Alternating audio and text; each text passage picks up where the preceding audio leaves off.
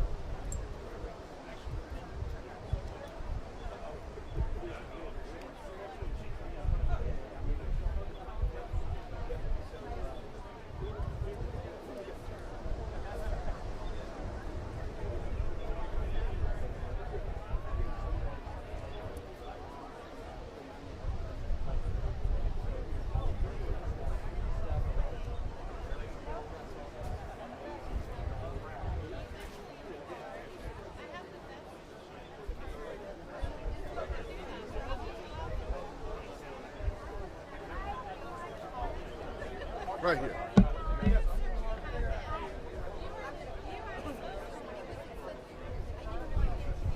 Good shot.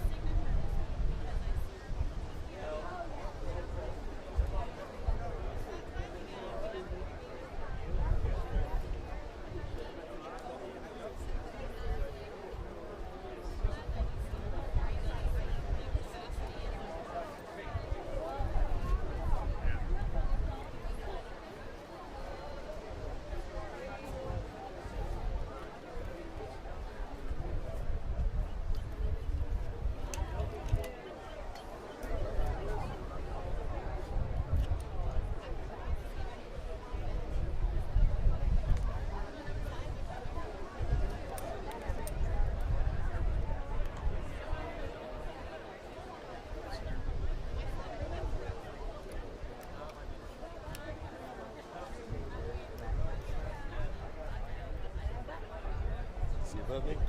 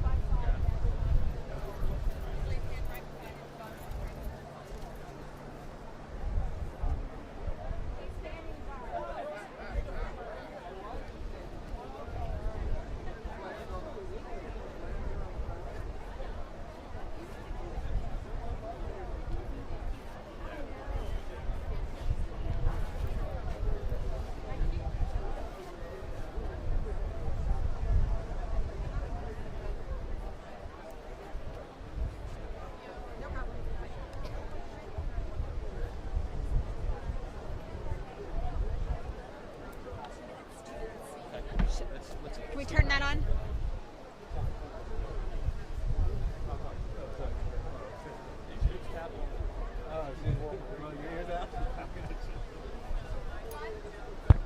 No, it's not. No, it's not. We're good. We're good.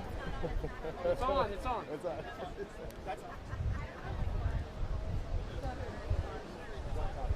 Okay. Sorry. Mic check, everybody. Good. Media, everybody good? All right. Governor will be here in about 2 minutes. Thank you guys all for coming. I appreciate it. And showtime will start in just a moment.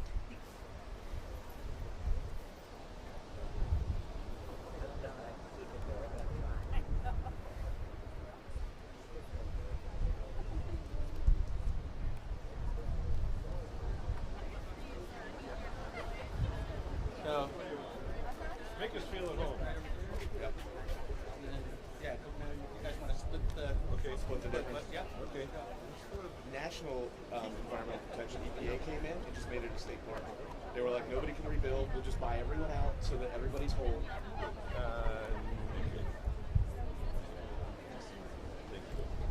And so maybe Nah, I don't have like that. Let me put that in the. Alright, then. No darker.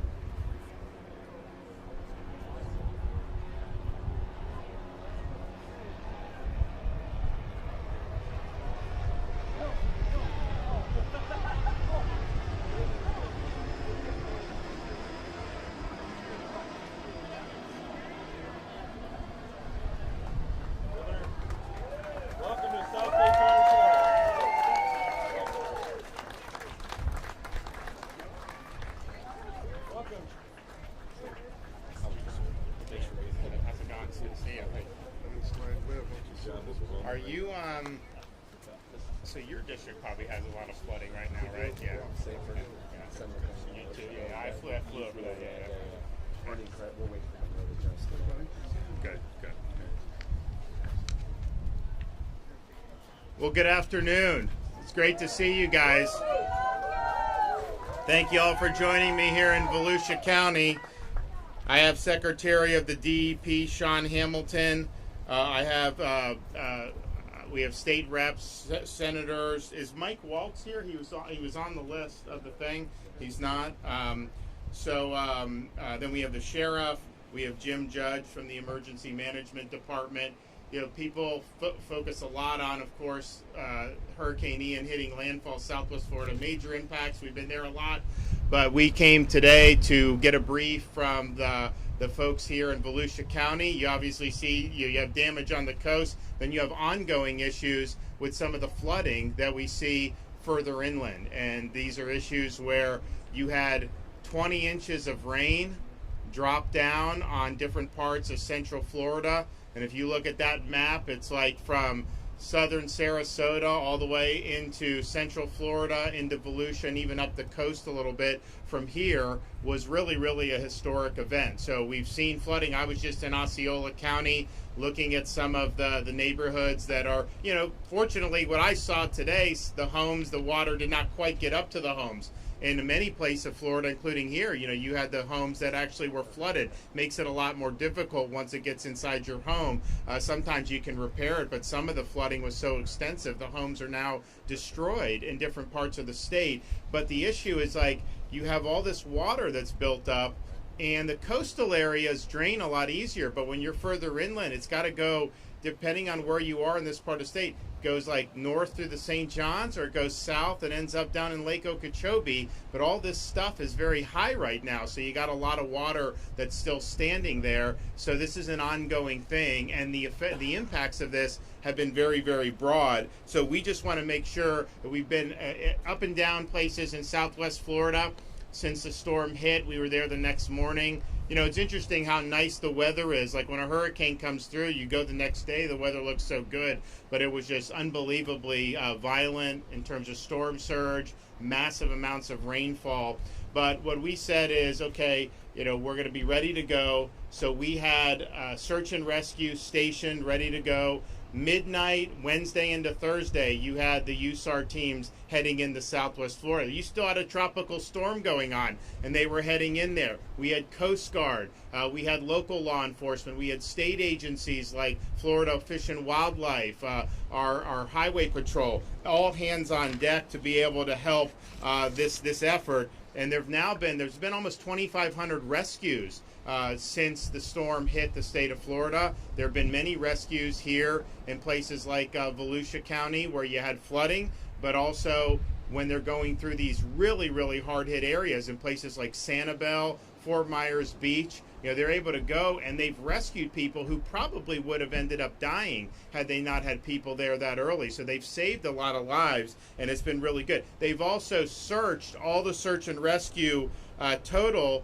They've searched now close to 100,000 structures, particularly in those really hard-hit areas, searching for survivors and searching for what may be behind there. So it's really been a Herculean effort in terms of the search and rescue, and I think it's probably been as good as I've seen since I've been involved in any of this, even before I was governor. So we want to thank everybody that was involved in that effort. We actually had the Rear Admiral from the Coast Guard, McPherson, great guy. He was in our EOC in Tallahassee before and during the storm, and literally dispatching his coasties to these different places. If you look at what we also did with the power restoration, had 42,000 linemen stationed in Florida, many of these linemen coming from Texas, Alabama, all across the country. In fact, if you looked on I-10 going eastbound in the Panhandle, the number one thing you saw starting Monday morning of the week of the storm was utility trucks just pouring into the state of Florida. And so what ended up happening is the storm left the state, probably still had significant stuff Wednesday or Thursday afternoon, Thursday evening of last week, and they went on And we're now in a situation where you have over 99% Florida has power a week after the storm. And if you look at what they've been able to do, they're 100% in almost every part of the state. It's now 100% restored, of course, in Volusia and other places. But you're now down to, there's a couple pockets that the electrical co-op in Lee County are still working on. I know they've made some progress in Cape Coral. We surged a bunch of extra linemen there to try to get that all going. But then you have places like Sanibel where the whole system was just destroyed. So what we've done there is we've Chinooked people in to Sanibel to work on the electrical restoration. We're running barges across because they took out, the storm took out the causeway. So you don't have a way to get vehicles over there right now. Now we're working on repairing that, and that's going to be done very soon. But we're doing that. So we're down to the, basically, except for some pockets of Lee County, people are going to have power unless their home was damaged and they can't receive power, or unless you have a total restoration of the system, unfortunately, like we have in a couple places, and particularly these barrier islands. There was a place in Lee County called Pine Island. They had a bridge that was connecting Pine Island to the mainland, and the bridge got taken out. The road leading up to the bridge got taken out by the storm. And so people were saying, well, you just have to evacuate the island. It's going to take too long to fix this. And they asked me for help, and I said, okay, we'll do it. I mean, I have a big budget surplus. I've got a $500 million disaster fund. This is why you do these things, to be able to help. So we were able to go in, and in 3 days we restored the bridge. So they're now going to Pine Island, back onto the mainland. We've got massive Publix trucks pouring in there. You've got utility crews now swarming all over there to try to get everything back up and running in terms of the power. And now, of course, the civilians are able to come and go, because people don't want to leave their homes. They want to be on their homes. They want to be able to access the island or access the mainland, and so we've been able to do that, and we're really happy about that. We now have, as of 12 o'clock, there's not a single county over 20%, and it's really Charlotte is 17, but that's going, I think it's now 14 after that. That's going to go down, probably be done today or tomorrow, and then it's just the pockets of Lee that need to be done. So, and if people have lived in Florida a while, sometimes this power was out for weeks in the past in the storms. Even in situations where you weren't even in the eye of the storm, you may end up not having anything. And that's because if a storm comes and everyone's dilly-dallying, well, that's time off the clock if you don't start for 3 or 4 days. And so we had people in there right away. I think it's made a big difference. And you already see in Lee County, Friday after the storm, I remember Publix was already back open in places like Cape Coral and other parts. Walmart came online soon after that. That's made a big, big difference. We've had these points of distribution all around the state, and we did those immediately. Water, food, blue tarps for roofs, all these other things, and that's great. We'll do it. But what happened was, because all the stores came open, there was less a need in a lot of the counties than we anticipated. So some of the counties told us, thanks, we used it, but we really don't need the pods anymore. So those resources have been shifted to places where you want. But all told already, we've done 45 million bottles of water and over about 2.5 million pounds of ice. So that's a massive amount of resources to be able to do, especially if you think about a storm. It hits one part of Florida and then it cuts across the entire state. That actually, until probably 24 hours, that was not the forecast. The forecast was for it to ride up the west coast of Florida. It was not supposed to be significant impacts over here, as it ended up being, and it bent and then it went that way, and so that's just what happens. But you gotta respond appropriately. We've had fuel in Southwest Florida. It's been phenomenal. People were able to get their fuel. We're using Elon Musk's Starlink internet devices. We've deployed 375 of those devices. You put the device down, it gets it from the satellite, and then you can just log on with your phone and you get crystal clear internet. It's honestly better internet than I think a lot of us are normally used to using. So we appreciate that. We're going to continue to be able to use that. We've now cleared 5,200 miles of roadway, and there have been 2,507 bridges that have been inspected and reopened, and many of those were done very quickly after the storm, and so that just keeps traffic flowing. It keeps everything going. We know that there's going to be a lot of needs, and not every need is going to be filled by what the state programs are. We've got a lot of programs we now have operating. We have disaster reemployment assistance. We have business interruption, no interest loans. We've got stuff. FEMA has now approved a number of counties, including here, for individual assistance. So you're able to go in that and do it. And hopefully all that's enough, but we also know sometimes the needs are a little different. So we're enlisting the private sector and charitable groups into helping out, and we're putting our money where our mouth is. And the First Lady of Florida has really led my wife Casey on FloridaDisasterFund.org.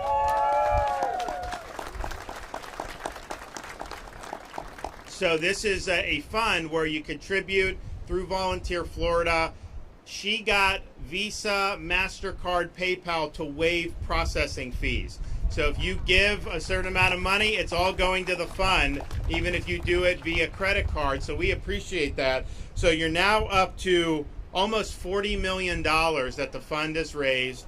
And if you think about, there have been people that have been displaced, that lost their homes, or that are going to need to be out of their homes for a while. Sometimes you get the flooding, you can gut it and you can fix it. Sometimes that's easier said, sometimes that takes time. There's other repairs to homes that take time. And then of course, if it's a total loss, people are displaced, they need help getting back on their feet. I think this money will help with those efforts. I was just in Sarasota, or actually I was in Charlotte with a group called Team Rubicon. And what they do is they come in after these disasters and they help with a variety of ways. One thing, they help people fix their homes. And so if there's debris, if there's problems with the carpet, all that, they come in, they got all these military veterans that go and they do all this. And I know they're coming to Volusia County to help with some of the folks here. So that's going to be really helpful for a lot of people. I was talking with the sheriff. We have some of the deputies, homes out of commission, some maybe total losses, maybe some they'll be able to get back in, but they're out of their homes right now. And so that's a big issue. So you think about the damage is big, but then how that impacts a lot of people that are involved in our communities in so many different ways. We're looking at Lee County. They have 4 schools that are likely going to be total losses. And so that's going to be a lot of kids. But then you have teachers that have lost homes. So there's a whole big need, I think. And I think that fund is going to make a really big difference. So I'm proud of her for doing it. And I'm thankful for everybody that's contributed. A lot of people have contributed. It's made a real difference. I'm also glad that on Saturday, we were able to enact our gas tax holiday in the state of Florida. So that's 25 cents off every gallon. Because of that, we now have the 5th lowest gas prices in the United States. I think our average as of yesterday, I think was like $3.11. You know, the average in California is like $6.25. Can you imagine having to pay that much for fuel? But nevertheless, that's just so it's coming at a good time. It'll let people save some money. I'm fearful of seeing some spikes in energy because of OPEC and some of the other things that are going on, some of our policies in the United States. I think it's making it really difficult. And we know these costs of fuel can really impact people's families, commuting, also with your bills that you're getting for utility. When the energy goes up, those costs get passed on to every single one of you, and that's just the nature of it. So we're doing the fuel tax. We also have a lot of other tax holidays in effect from our last legislative session, including no tax on a lot of baby items like diapers and wipes and all those things. Try to help families with that. And next year, we're going to make that permanent. In Florida, we're no longer going to allow sales tax on baby items, including cribs and strollers. You know, these cribs are just unbelievably expensive, and the strollers. And I remember when we had Madison 2016, some of you remember Casey being pregnant back then when she would come to a lot of different things. In fact, she was down here in Volusia with me after Hurricane Matthew, and she was almost 9 months pregnant at the time. But you remember like how expensive it is to get these cribs and these strollers and everything, and it's only gotten more expensive now with the inflation and everything. So to have just no tax on all those family-friendly items, that's going to be a big reform for us to make permanent. So we're looking forward to do that. We're also looking forward to do any household item $25 or less. We're looking to suspend sales tax on that for a year, and that's going to make a big difference for a lot of people as well. Finally, just want to thank everybody for pitching in and working hard. There's some folks that it's their job to be involved in this, but they're still working very hard. Our National Guard has done fantastic. Our local law enforcement, our first responders in the counties, our folks in the state who've done it. But then you've had people pour in from all different parts of this country to be able to help out our Florida communities that are in need. I was in Hardee County, rural county in the Florida heartland, and I had firefighters from Oregon in Hardee County. Who would have thought you would have ever seen that all the way from the Pacific Northwest? It's unbelievable. You also have people, I mean, I've seen people from NYPD, I've seen people from other parts of the country coming in to assist, both in terms of a law enforcement first responder, but then also volunteers. A lot of these groups, this Rubicon, a lot of them are out of state. We were doing Operation Barbecue for hot meals for people. These are folks who are coming in out of state. So it's been a really impressive mobilization to see that and to see so many people wanting to pitch in and help. So what I would just say to folks who are in difficult circumstances now because of the storm, just hang in there. There's a lot of resources. There's a lot of help. We understand at the state level that this is something that is going to require a lot of support for a long time. You know, maybe not as much in Volusia, which, you know, had damage but didn't have whole areas wiped out. But clearly, when you talk about some of those places in Southwest Florida, you know, that's not a response that can be measured in days, weeks, or even months. That's really something that's going to take years to be able to get that back where it needs to go. But we did it after Hurricane Michael in the Panhandle, and we'll do it again after this one. But people's spirits have been strong. The resiliency has been impressive. And at the end of the day, there are times in life when you get knocked down. There are times when you have to face difficult circumstances.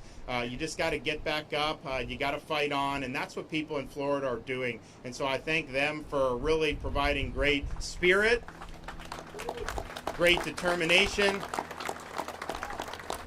And we'll end up getting through this much stronger. Okay, we're going to have Jim Judge come up. Thank you so much, Governor. And it was a pleasure to meet both you and Mrs. DeSantis back in Hurricane Matthew and paid us a visit at the Emergency Operations Center. So as we move into recovery, you know, we still have issues all along the St. Johns River that we're monitoring and watching very closely, from Stone Island all the way through to Astor, DeLand, Lake Harney. So we've been delivering thousands of sandbags almost every day out to those areas to help those folks. So for damage for Volusia County, so far, and it jumps up about every time I get a report, not by thousands, but by millions. Damage so far, $263 million. And that's not only from the coast, it's all the way to the St. Johns River. We estimate about 6,000 homes have been inundated, 1,000 businesses, hotels and motels damaged. We have about 1,000 homes along the St. Johns that are in danger of flooding. Half the county was without power right after this storm. Within a few days, Duke, FP&L, Clay Electric in the Northwest, New Smyrna Utilities had that power back on to those residents that were able to receive it.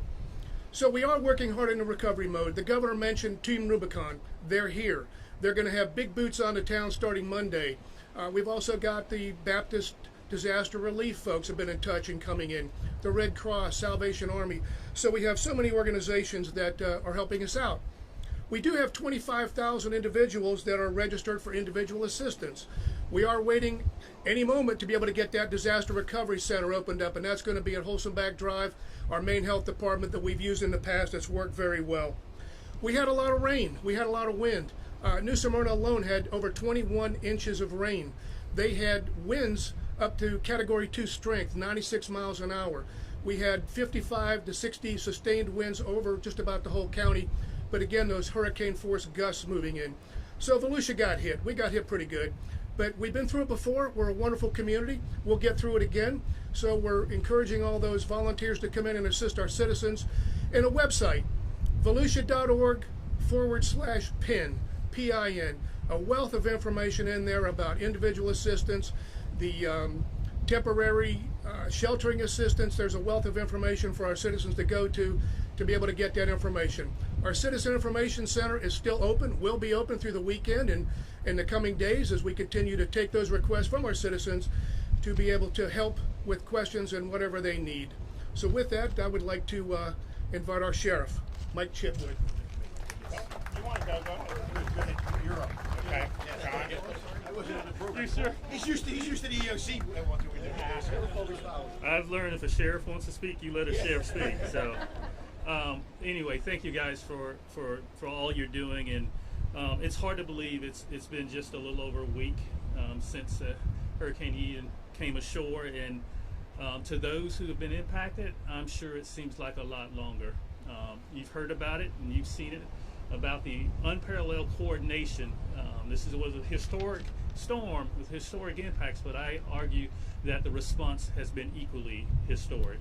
And I would like to say that happens for no other reason because of the leadership of our governor, setting the expectations. So I've been down south for the last week plus or whatever, and I wasn't told to go. I knew what I was expected to do, right? Because this is a part of our community, this is a part of our family, and I wanted to be here on the ground doing whatever I can to support that recovery. You know, the governor talked about the long-term recovery, but he also talked about the expectations that happen immediately after a storm. You need that power back, right? You need that water back, right? You need that wastewater back. You need these coastal erosion areas addressed long-term, right, for the protection of our resources. And so it was clear, and the expectations were set, that we would find those minutes, we would find those hours, we would find those days any way we can. I was in a conversation with the governor, and I argue probably the best state coordinating officer in the nation, Kevin Guthrie, leading this response. When they started talking about amphibious landing craft to move stuff around, I knew we were on a different level, and the expectations had just went to a whole new level. So again, Governor, thank you for your leadership. And then lastly, just one more thing. We talk about bridges a lot, but I'm in pure admiration of the work our First Lady's doing to build a different kind of bridge. When you think about the impacts to our communities, when you think about being there at that point of need when it's the greatest, I am just truly in awe at the work she's doing and the leadership she's exhibiting. So I am just thankful for her efforts. So right here in Volusia County, along with other impacted areas, we've got staff on the ground helping with the recovery, find ways we can support the amazing work of the county, the utility workers. Folks are doing everything you can to get back to a normal substance of life in these areas. But one of the things I do want to talk about here, we talked about the county, we talked about erosion. Our efforts to support them is to, and this is something we've rarely, if ever, done, we're extending them the authorization and the allowance to do the immediate emergency permitting that's needed to make sure that these structures are protected and not exacerbated, and we can protect those. And then obviously, we've had staff on the ground probably as soon as that first raindrop stopped, making assessments so we can fund and make sure we provide the legislature with the information they need to understand what those impacts look like financially and the restoration. Again, those efforts continue. I also want to highlight a group that'll you won't see them raising their hands for any type of acclaim or anything like that, but our utility workers, those who are working on your infrastructure, your water, your wastewater, they deserve a big round of applause. You know, they're working and they're working. There's no clock for them when it looks to restoration. Again, they also share the support of your entire state. I mean, we've had 15 counties within the impacted areas providing support, sending their utility workers to make sure they can make a difference, because they also know they're part of this community and it could be the next day that you're there supporting them. I just want to acknowledge all of their great work and those supporting agencies that provide that. And the governor mentioned the amazing flooding that's just happening here in the basin. Again, I want to acknowledge the work of our water management districts, doing everything they can in their power to, whatever, like I said, if it saves inches, the governor and I both just saw what a few inches mean to a neighborhood, to a home. If you can save those inches, you just save thousands and thousands of repair and all of the pain that goes with that. So again, thank you, Governor, for your leadership and the challenge that we provide to all of the folks who are supporting that storm. And then lastly, in closing, We will be here. The governor set the expectation. You've seen it firsthand. We will be here to aid in that recovery, long and short term, and we will be a part of this till the very end, until everybody's made whole. So again, thank you for your support. We've also been able to, since I've been governor, we've expanded the state's support for beach renourishment. We've done more money for that, and we're happy to do that. We have a coastline program, and we're going to continue doing it. But we also started something called Resilient Florida Program. So we've done over $1.1 billion. Local government, local communities can seek that. They usually match it. And then so you end up with over $2 billion in impact just in the last 2 years. Some of those awards are still going out. But I think one of the things I've seen just touring so many different places since this storm is the areas that have been built in more recent years, the last 20, 25, by and large, those structures did very well.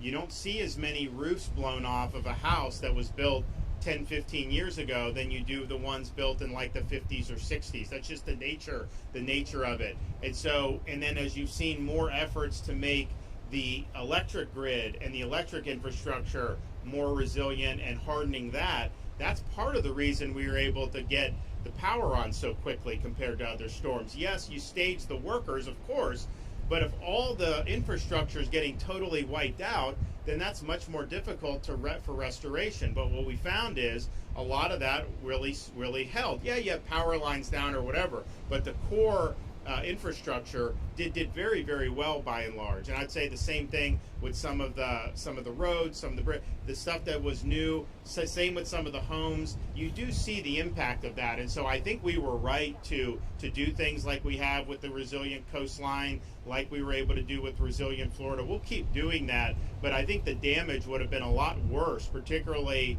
in Southwest Florida from the wind, than it was because you had these buildings that really could withstand 155 mile per hour. And I remember Hurricane Michael in Panama City. You could go, and if you saw a new building, you wouldn't have even known a hurricane happened. You go two units next, old place, it's like a bomb went off. It was totally destroyed right next to each other with that. And you see that over and over again. So I think that as you do this stuff, we have an opportunity to continue to make this very, very strong going forward. So, okay, well, actually, we have Senator Wright, Senator Broder here with us, Webster Barnaby, the state rep. You guys want to say anything? We're just proud to live in Florida. Proud to be here. You good? Okay. And you have Seminole and Volusia flooding right now, and you have in your district. Did you have flooding? You, right here. We have erosion. Erosion's everywhere. Today, just dropping off.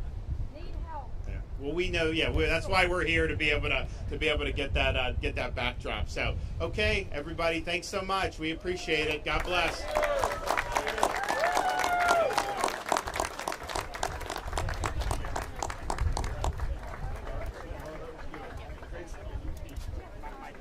Good to see you, my friend. I'll send mine.